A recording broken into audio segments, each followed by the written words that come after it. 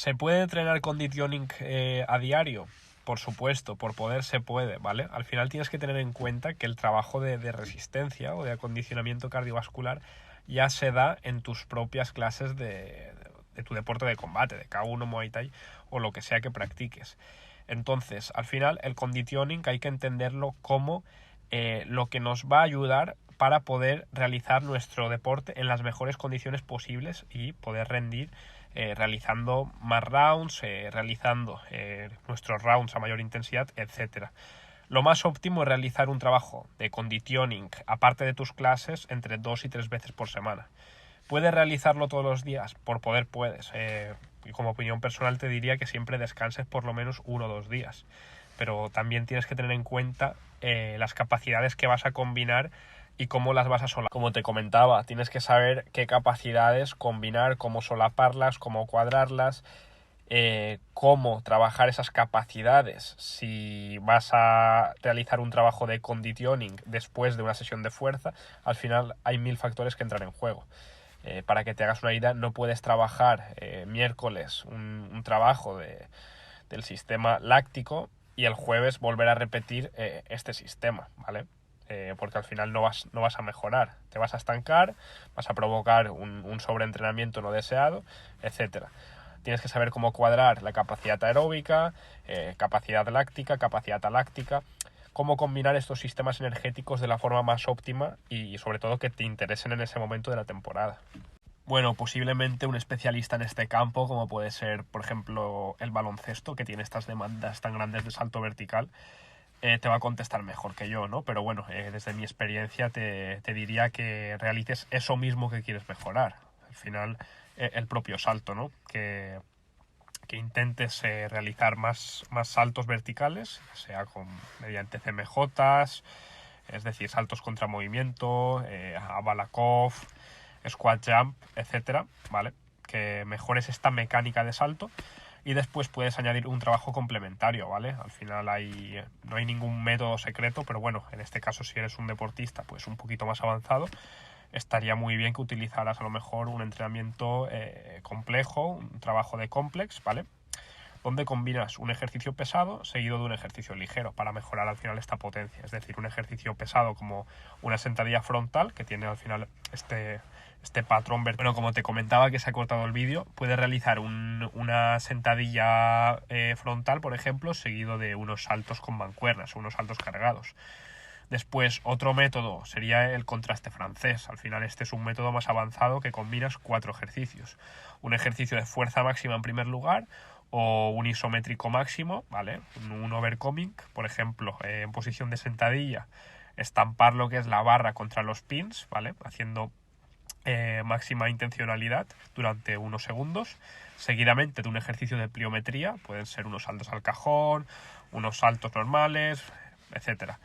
Seguidamente de un ejercicio de fuerza-velocidad, por ejemplo, unos saltos cargados en barra hexagonal, y finalmente un ejercicio de supravelocidad, ¿vale? Por ejemplo, unos saltos asistidos con banda elástica que te ayuden a saltar un poco más alto, ya que al final le estás quitando peso corporal a través de la banda. Bueno, posiblemente un especialista en este campo, como puede ser, por ejemplo, el baloncesto, que tiene estas demandas tan grandes de salto vertical, te va a contestar mejor que yo, ¿no? Pero bueno, desde mi experiencia te diría que realices eso mismo que quieres mejorar. Al final, el propio salto, ¿no? Que intentes realizar más saltos verticales, sea mediante CMJs, es decir, saltos contra movimiento, a Balakov, squat jump, etcétera, ¿vale? Que mejores esta mecánica de salto y después puedes añadir un trabajo complementario, ¿vale? Al final no hay ningún método secreto, pero bueno, en este caso si eres un deportista pues un poquito más avanzado, estaría muy bien que utilizaras a lo mejor un entrenamiento complejo, un trabajo de complex, ¿vale? Donde combinas un ejercicio pesado seguido de un ejercicio ligero para mejorar al final esta potencia. Es decir, un ejercicio pesado como una sentadilla frontal, que tiene al final este patrón vertical. Genial, Senpai. Ya sabes que eres bienvenido, más que bienvenido, y estoy a tu disposición para lo que necesites. De todas formas, aprovecho esta contestación para comentar que toda la gente que quiera acceder al team, ¿vale? Tenéis por aquí el formulario de acceso, lo rellenáis y nos pondremos en contacto con vosotros en la mayor brevedad posible. Por supuesto, siempre va a ser mejor realizar un tipo de preparación física integrado o meter microdosis de preparación física, como dices, con tu peso corporal, a no trabajar esta preparación física. Al final piensa que con tu peso corporal tienes 1000 opciones, puedes trabajar también la pliometría, etcétera.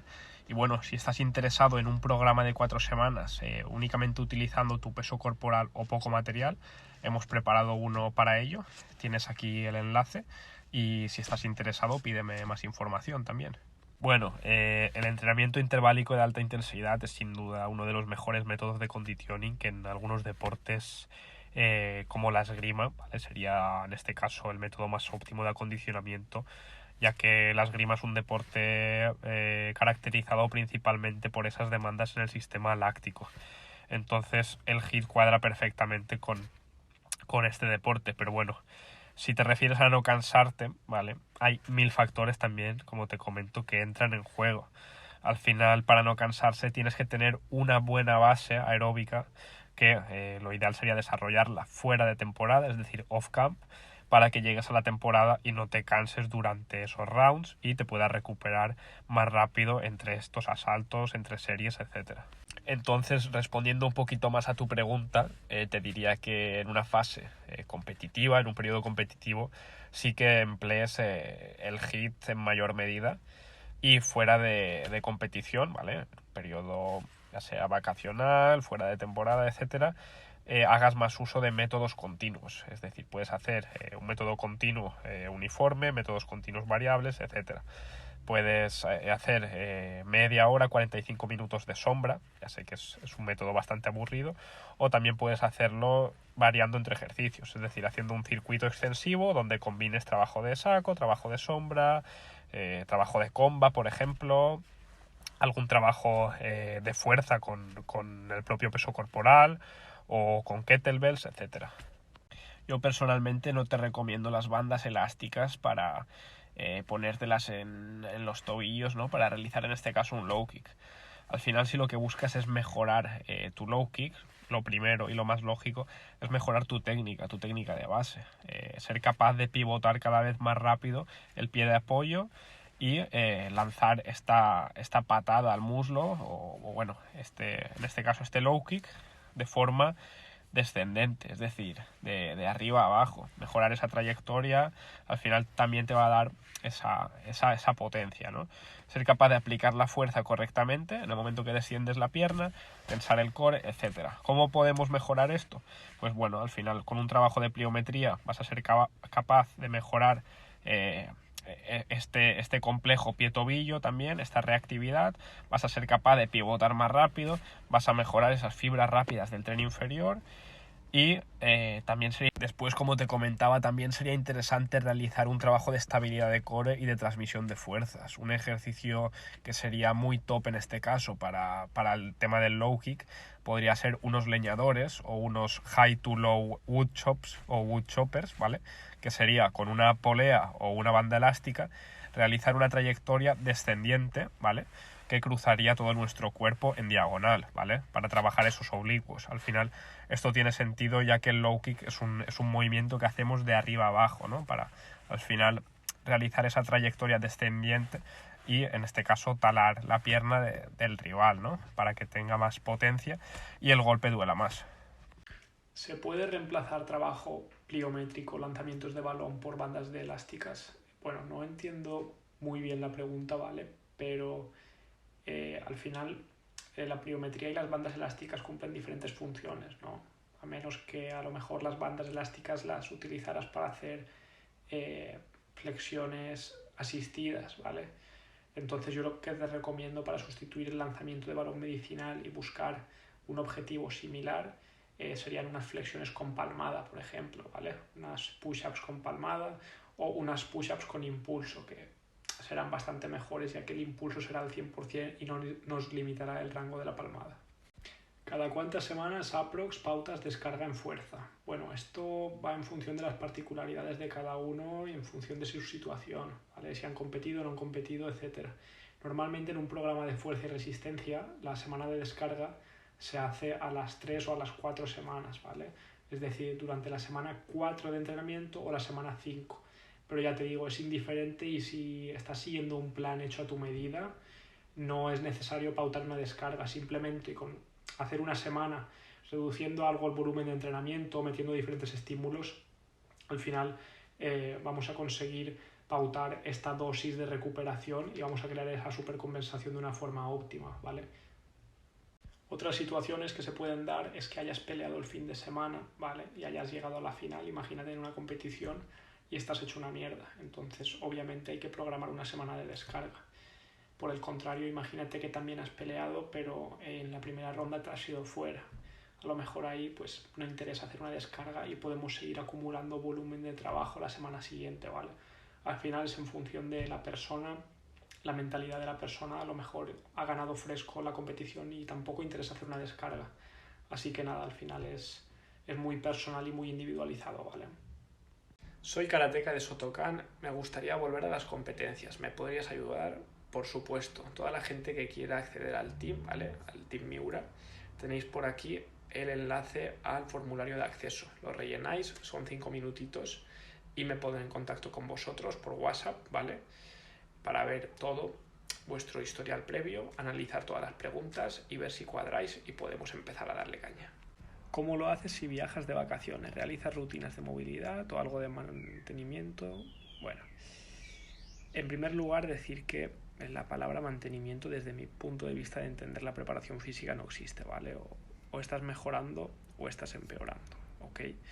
Y después el punto número 2 es que conmigo mismo y con todos los atletas del equipo, cuando se van de viaje con la familia o cuando se van a otro sitio donde no tienen el material disponible habitualmente para entrenar, nos adaptamos completamente a ese contexto, ¿vale? Ya sea con bandas elásticas, su peso corporal, etcétera. Pero sí, normalmente intentamos mejorar esos eslabones débiles y básicamente está muy vinculado todo con trabajo de movilidad de cadera, movilidad torácica, estabilidad y movilidad de hombros, etcétera. ¿Se puede trabajar pliometría extensiva e intensiva en la misma sesión? Por supuesto, y de hecho es lo más óptimo. Personalmente empezaría, como es lógico, con la pliometría extensiva para preparar nuestros tejidos de cara a una actividad de mayor impacto como pueda ser esta pliometría intensiva, con saltos con mayor caída, con saltos con mayor demanda por parte del sistema nervioso. Y bueno, básicamente eso, se puede cuadrar perfectamente y como te he dicho es lo más óptimo. También otra forma de hacerlo es al revés, ¿vale? Con atletas más avanzados puedes empezar con la pliometría intensiva, siempre y cuando no sean saltos de una gran caída, es decir, por ejemplo, un salto intensivo con intencionalidad por parte del sistema nervioso, como una Balakov o un CMJ, y al final de tu sesión realizar la plio extensiva a modo de robustez, con saltos pogo, por ejemplo, saltos en línea una pierna, etcétera. ¿Cómo trabajar los sistemas energéticos en deportes de combate? Bueno, esta es una pregunta muy general, pero si te refieres a el medio de cómo trabajarlos, te diría siempre que de forma específica, sobre todo en deportes de golpeo, deportes de striking, ya que tenemos un abanico más grande de posibilidades, ¿no? Podemos trabajar manoplas, podemos trabajar paos, podemos trabajar saco, etcétera. Deportes de grappling sí que es un poco más difícil, ya que al final trabajar los sistemas energéticos mediante el propio deporte, si queremos atacar ciertas adaptaciones como es la capacidad o potencia láctica, sería algo más difícil. Es por ello que ahí sí que recomendaría trabajos de airbike, battle ropes, etc. ¿Cómo tener pegada de medio siendo ligero? Bueno, esta pregunta la verdad que ha sido ahí a pillar un poco, ¿no? Porque lo primero que te diría es que dentro de la parte de fuerza, es decir, la masa por aceleración, aumentarás tu masa, pero claro, ya no serías peso ligero, ¿no? Porque si aumentamos la masa muscular, posiblemente cambies de categoría. Si hacemos un periodo de hipertrofia muy extenso, y claro, ya no serías peso ligero. Entonces, lo primero que te diría es que te centres en mejorar tus niveles de fuerza máxima y que siempre tengas en cuenta los estándares de fuerza que hay actualmente. Es decir, preocuparte por levantar 1,25, 1,3 tu peso corporal en press de banca, realizar por lo menos 10 dominadas con tu peso corporal, levantar por lo menos el 80% de tu peso en press militar a una repetición, levantar 1,5 tu peso corporal en sentadilla y levantar por lo menos 2 veces tu peso corporal en peso. Bueno, y como te comentaba, que se ha cortado el audio, por último, levantar por lo menos 2 veces tu peso corporal en peso muerto, ¿vale? A partir de ahí ya ir puliendo detalles, ir mejorando estos niveles de fuerza máxima de temporada en temporada. Y bueno, básicamente intentar hacer una programación y una periodización óptima según tu perfil, ¿no? En este caso tú eres un competidor con mucha chispa, un competidor que tiene esa zona de la curva fuerza-velocidad muy desarrollada en la parte baja, es decir, en la parte de velocidad. Entonces nos interesaría potenciar esta parte alta, esta parte de fuerza, ¿no? Para así compensar y por efectos paralelos mejorarías esta pegada, como me comentas. Bueno, para mejorar la velocidad de tus golpes en boxeo tendrías que atender a 2 factores, la velocidad gestual y la velocidad de reacción, ¿vale? La velocidad de reacción vas a trabajarla mediante el sparring, mediante trabajos de escuela de combate, es decir, trabajos predeterminados donde en función de los comportamientos de tu rival tú tengas que actuar rápidamente ejecutando un golpe que ya se haya dicho en la clase o que tu entrenador te haya mandado. Entonces de esta forma vas a mejorar esos mecanismos, ¿vale?, de acción-respuesta. Por otra parte, la velocidad gestual es que tú, dentro de algún asalto, dentro de algún trabajo, realices los golpes de puño, es decir, un jab o un directo, a máxima velocidad intencional, ¿vale? Es decir, que cuando realices ese trabajo sea con tu máxima intención. Dentro de la parte de fuerza, que siempre levantes a máxima velocidad intencional te va a ayudar muchísimo. ¿Cuál sería la prioridad a la hora de preparar los 100 kumites? Tener un estado mental que te permita resistir o tolerar esa carga física y psicológica, ¿vale? Porque al final tenemos que tener esa predisposición psicológica para seguir en condiciones adversas, en condiciones de dolor, en condiciones físicas no favorables. Entonces, tener un estado mental positivo y haber simulado la prueba varias veces antes con una magnitud menor, es decir, hacer 50 mankumites, 60, 70, para poco a poco aproximarse a esas demandas de la prueba será fundamental. Y después, por supuesto, tener unos buenos niveles de resistencia muscular, fuerza-resistencia, y ya después también va a depender de la propia estrategia de cada uno. Si sabe que a los primeros combates pues los puede resolver por punto, por KO, intentar sacar esa energía al principio. En fase de precompetición, ¿cuántos días a la semana entrenas? ¿Una vez al día? Pues imagino que te referirás a la puesta a punto, ¿no?, a las semanas previas a la competición como tal. Entonces esto suele ser, ¿vale?, la fase de picking, que puede durar entre 7 hasta 21 días, ¿vale?, entre 1 y 3 semanas, dependiendo pues el tipo de campeonato, también toda la carga que vaya arrastrando ese deportista durante esa temporada, etcétera, etcétera. Lo de entrenar una vez al día, 2 veces, eso va a depender del volumen de trabajo de cada sesión. O sea, tú puedes entrenar todos los días. ¿Puedes doblar sesión todos los días? Sí, ojo, depende cómo sean esas sesiones. Entonces, lo de una vez al día o 2 veces, eso va a ser muy subjetivo, pero aquí lo que te diría es que te enfoques sobre todo en reducir el volumen de trabajo a la mitad de lo que estabas haciendo antes de esa precompetición y que te enfoques en trabajos de alta intensidad, ¿vale? Entrenamientos muy cortitos que apenas en media hora, 45 minutos los tienes hechos. Y bueno, siendo un poco más específicos en la parte de preparación física, lo que sí que te recomendaría para mejorar en esta parte baja de la curva fuerza-velocidad, en este caso la velocidad, básicamente que levantes cargas bajas a máxima velocidad o tu peso corporal, ya sea mediante pliometría, es decir, multisaltos, saltos cargados, saltos asistidos con banda elástica para mejorar esta supravelocidad, es decir, la velocidad que no podrías aplicar sin esta banda que te está quitando tu peso corporal. Y básicamente mediante lanzamientos de balón medicinal y diferentes tipos de flexiones pliométricas. Bueno, en mi perfil también tienes un montón de ejercicios. Ejercicios para fortalecer las muñecas. Bueno, hay que entender que por el simple hecho de realizar trabajo de fuerza, es decir, realizar un press de banca, un press militar, cualquier ejercicio, ¿vale?, sobre todo de tren superior, empujes o tracciones, vas a mejorar esta fuerza o esta robustez en el complejo de la mano, ¿vale? Entonces se van a producir adaptaciones a nivel de tu muñeca. De todas formas, si quieres más ejercicios específicos, también puedes optar por un kettlebell bottom-up, por ejemplo, es decir, que tú cojas la kettlebell por el asa y la base de la kettlebell quede por encima, es uno de mis ejercicios favoritos, o también puedes hacer pronaciones y supinaciones con la kettlebell, o con una barra, con un martillo, etcétera. ¿Cómo hacer una progresión de cargas para mejorar la explosividad? Bueno, esta es una pregunta muy buena y muy difícil de contestar, ya que la fuerza explosiva abarca toda la curva fuerza-velocidad, ¿vale? Para que me entiendas, se puede trabajar fuerza explosiva con cargas bajas, fuerza explosiva con cargas medias, es aquí donde cuadraría con la potencia, ¿vale? Esa zona de máxima eficiencia mecánica. Y se puede trabajar fuerza explosiva con cargas altas, ¿vale? Más relacionado con la fuerza máxima. Entonces, ¿cómo hacer una progresión? Bueno, primero que todo te diría que si tienes unos buenos niveles de fuerza a nivel general, tienes una buena base, has entrenado fuerza máxima de forma correcta y ya tienes unos niveles óptimos, empieces a trabajar por encima, es decir, empieces a trabajar la fuerza explosiva con cargas altas, ¿vale? ¿En qué se diferencia la fuerza explosiva con cargas altas de la fuerza máxima? Pues bueno, te explico.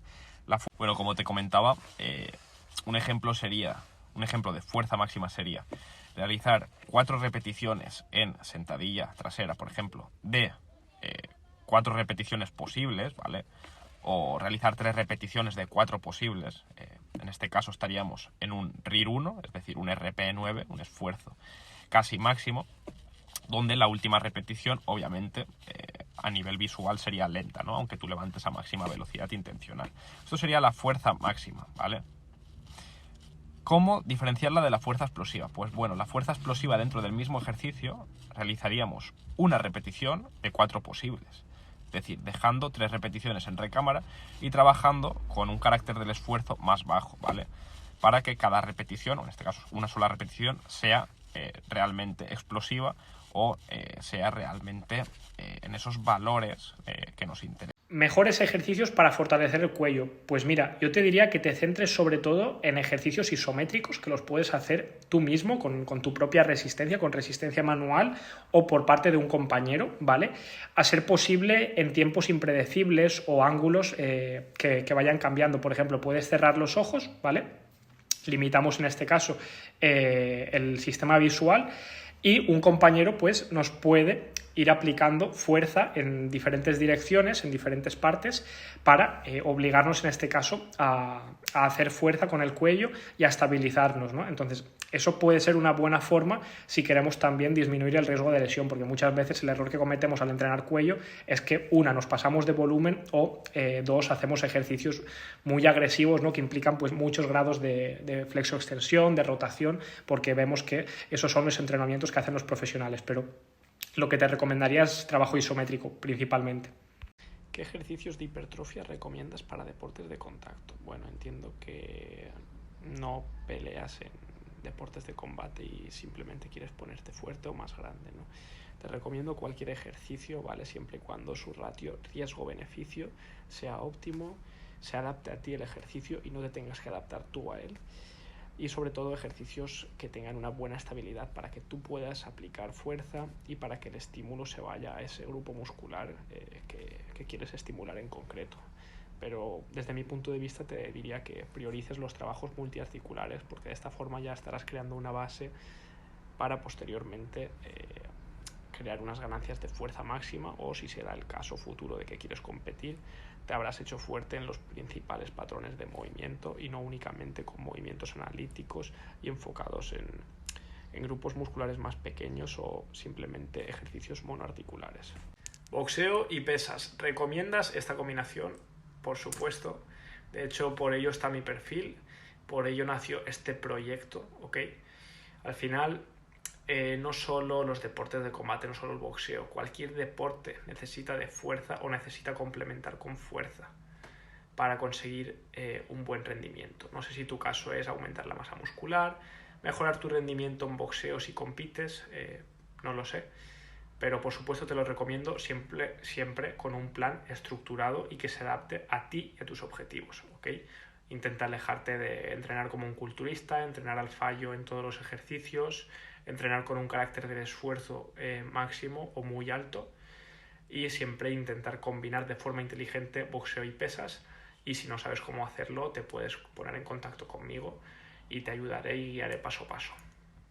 Bueno, voy a contestar más ya que estoy y porque a este campeonato vais muchos de mis seguidores, también algunos de los atletas del equipo. ¿Qué tipos de entrenos recomiendas durante la semana de competición? Pues mira, la semana de competición, literal, tiene que ser una semana donde tú, después de cada entreno, termines con la sensación de como si no hubieras pisado el gimnasio o el tatamio, fresco, totalmente fresco, que sientas que no hayas hecho nada. Tienes que salir por la puerta del gimnasio habiendo podido hacer esa sesión que acabas de hacer 3, 4, 5 veces más, ¿vale? Entonces, aquí lo que te recomiendo es un volumen muy bajito, pueden ser un par de series por cada ejercicio, ejercicios que impliquen la máxima intencionalidad por tu parte, sobre todo ejercicios de velocidad, algún ejercicio de mantenimiento de la potencia o incluso de mantenimiento de la fuerza con trabajos isométricos, ¿vale? Y a nivel específico, intervalos muy cortitos, por ejemplo, 10 segundos de saco a máxima intensidad seguido de descanso. Pasas una semana enfermo, ¿cómo retomar los entrenamientos? Bueno, básicamente intentando escuchar a tu cuerpo y adaptándote de forma progresiva si es necesario realizar una adaptación anatómica a nivel de fuerza, en tus entrenamientos de fuerza, potencia, etcétera, y a nivel de resistencia priorizando sobre todo el trabajo cardiovascular de baja intensidad. ¿Qué tengo que hacer cuando tengo 3 días de competición para recuperar músculos, energía, etcétera? Bueno, en primer lugar, esta pregunta tiene mucho que ver también con el tema de nutrición, suplementación, etcétera, para poder rendir bien los 3 días del campeonato. Entonces, antes que nada, te dejo por aquí una cuenta que seguro que te va a ayudar mucho, la de mi colega Alex. Y después, dentro de mi campo, lo que yo te puedo aportar, ¿vale? Entiendo que es Kyokushin, la pregunta que me has hecho por tu perfil y tal.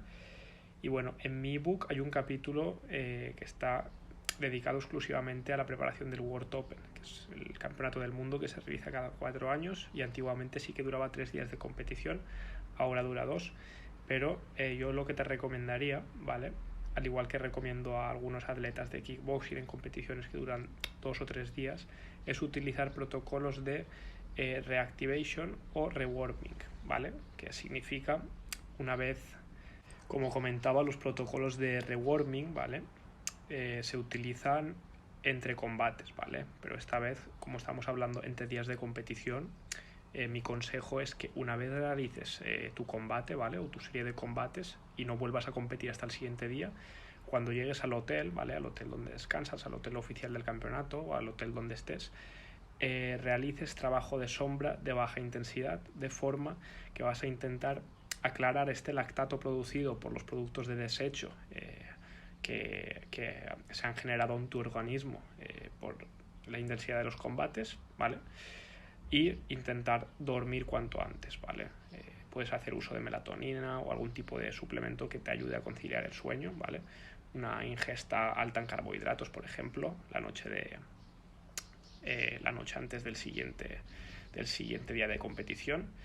Y vamos, sobre todo descansar y después puedes optar por protocolo. ¿Cómo administrar las cargas en las sesiones de preparación física? Pues va a depender mucho también de las herramientas que utilices y del momento de la competición o el momento en el que se encuentre ese atleta, ¿no? Pero así a rasgos genéricos y para darte una respuesta, a mí lo que me gusta es ondular las cargas, tener días de alta intensidad seguidos de días de baja intensidad, después puedes meter un día de media intensidad y volver a repetir el ciclo. Va a depender mucho, como te digo, del atleta, de la competición en cuestión y tal. Después también lo que puedes hacer para administrar bien las cargas y tener un recuento es multiplicar las series por las repeticiones que estás haciendo por la carga que estás levantando en ese ejercicio, si es un ejercicio con cargas, y a partir de ahí haces la multiplicación y te van a salir también las unidades de trabajo que estés haciendo para que puedas cuantificar si estás progresando en ellas, si cada vez tienes más carga, menos carga, y a partir de ahí ir dosificando el trabajo, pero eso sí hay que saber cómo hacerlo. Pues mira, va a depender mucho si estás fuera o dentro de temporada y la prioridad que le quieras dar a ese tipo de trabajo, ¿vale? Pero, por ejemplo, para que te hagas una idea, podrías implementar en una rutina los isométricos, por ejemplo, isométricos máximos, como puede ser empujar una pared, empujar una resistencia inamovible para mejorar esa fuerza máxima sin movimiento, ¿vale? Sin acumular fatiga. Eso lo puedes hacer al principio de la rutina, ¿vale? o antes de un trabajo de velocidad si quieres utilizarlo como contraste, es decir, quieres utilizar ese isométrico como potenciación, ¿vale?